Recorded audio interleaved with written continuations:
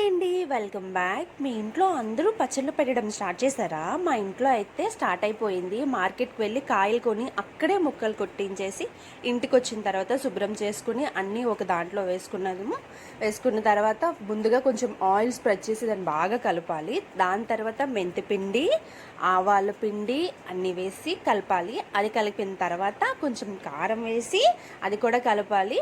తర్వాత ఆయిల్ ఎంత ఎక్కువ వేసుకుంటే అంత బాగుంటుంది పచ్చడు. సారీ సాల్ట్ మర్చిపోయాం చెప్పడం.